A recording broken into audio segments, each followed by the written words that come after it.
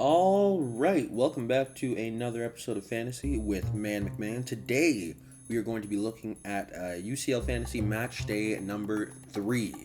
We'll go over how I did in Matchday 2. It was pretty decent. I'm very happy with the result. And yeah, I'll talk about my team and strategy for Matchday 3. Not a whole lot has changed. Made a couple minor adjustments, but yeah, nothing crazy. So yeah, let's get into it. Alright, so before we get into the team details of what I've set myself up for Match Day 3, let's take a quick look back at Match Day 2, and it was a very good match day. I wound up totaling, I used my wild card, and I ended up totaling 88 points for the match day. I still have my limitless available, so that's going to be very useful. I think I'm going to use it on Match Day 6, but anyway, so the team, top to bottom, did very decently. So Haller got a goal, very solid. Lewandowski, he was one, like, if he got that hat trick, it would have been the perfect captaincy, but he didn't get the hat trick, and ended up not getting the man of the match, so that was unfortunate.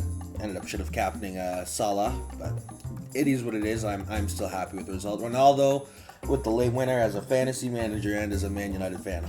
Couldn't have come at a better time. Alvarez did decently, as did Mazraoui. That Ajax trio did very decently, and Cuckoo got a goal. I was surprised to see that they lost to Bruges, but I'll take my fantasy points. Thank you very much. Yeah, Salah, banger of a game. Couldn't ask for much more. The back line was very solid. So Kimmich, Mazraoui, and Upamecano, all very decent. So my only issue, the issue with what happened was I took a risk. So I had Bellingham in my squad in between the two game days, and I decided to risk it and put in Gosens for Bellingham. And what is he? He goes and gets injured in the 11th minute. So that was just, the risk didn't pay off, and that's life sometimes. The only, that and my goalie were the only else. And even then, Casteels, it would have been a clean sheet, but Sevilla gets a 90th minute penalty. I can strategize for a whole lot of things. Can't strategize for that. But yeah, I shouldn't have subbed out Bellingham, but at the time the risk was worthwhile, because had he stayed in, probably would have gotten at least an assist, maybe keep the clean sheet. I don't know. But overall, it is a very good match day 2, and the wild card was clutch because I shouldn't have to make too many transfers unless some extenuating circumstances come into play. But yeah, I am happy with this match day, because match day 1 was a bit of a stinker, but match day 2 was very solid. And now let's get into match day 3 and see if I can replicate the success. Alright, so now that we've addressed the absolute W that was taken on match day 2, let's talk about my strategy for match day 3. It's largely unchanged. So, let's talk about the transfers. I am doing 3 transfers. Kind of forced, but also just in terms of what I'm seeing and what I'm projecting, what my strategy is. So let me put up the transfer now. So we have Reece James coming in for Gosens, and Cuckoo is going out for Leroy Sané, and then we have Kimmich going out for Meunier. So obviously the Gosens one, injury, that's a long-term injury. It's probably going to be at least another month before he's even close to returning. Reece James, so what I'm going for there, that's the reason I'm bringing him in is he's finally back. He subbed in against Brentford this past weekend for Chelsea, and I'm thinking, if I'm Thomas Tuchel, I'm looking at this guy saying, okay, we're going up against Malmo. If there ever is such a thing as an easy return to try and get him back to form, Malmo is that.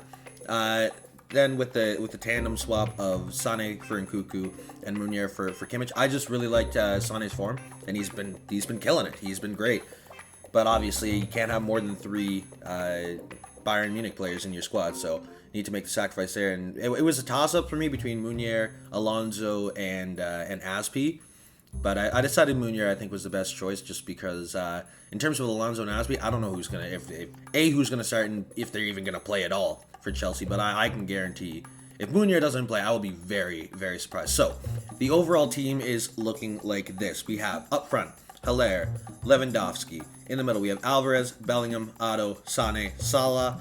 Backline of Roussillon, Meunier, and Mazraoui. And in net we have Destinoglu.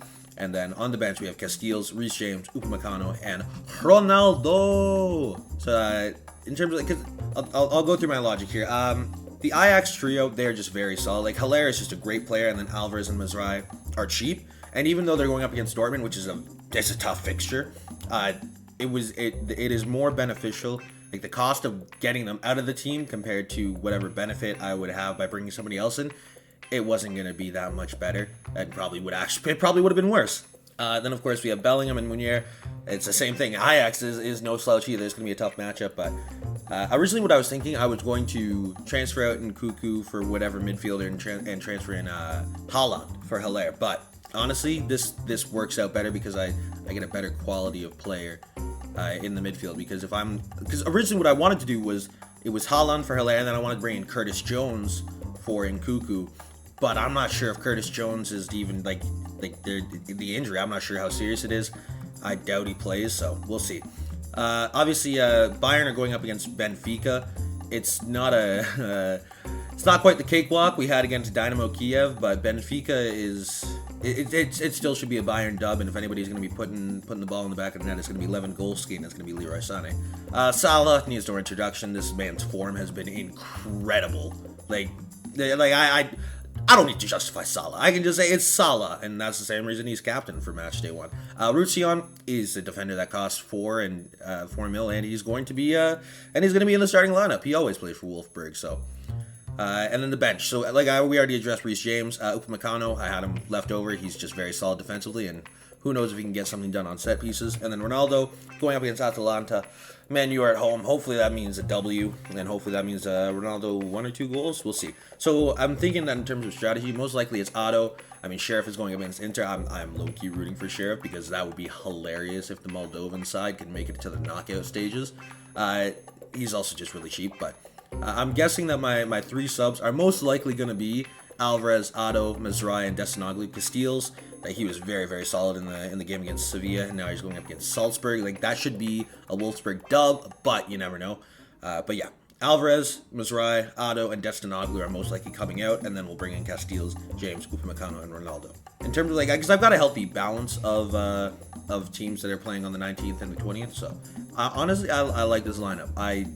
I might think maybe it could do better than the Matchday 2. I know it's a pretty lofty bar, but if it happens, sweet. I mean, I'm hoping it does better because this time I have a -4 deduction for the 1 extra transfer. But it should be good. It's even if it's not great fantasy points, it should just be an entertaining 2 days of games. It should be real fun. Anyway, yeah, this is what the team is looking like, and I am very, very hopeful. Hoping for a big old Salah haul and a big old Man United dub.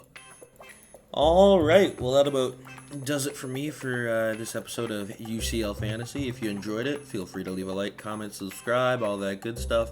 Yeah, hopefully I was able to help you out at least a little bit in terms of how you're going to prepare and strategize for Matchday 3. So next Thursday, this upcoming Thursday, is when I'm going to hopefully be putting out the next FPL video for Fantasy Premier League team reveal for Game Week 9. Yep, Game Week 9. And yeah, even if you don't have a good fantasy week this week, hopefully you just enjoy the game. So yeah, that's it for me. I'll see you next time. Have a good one, and peace.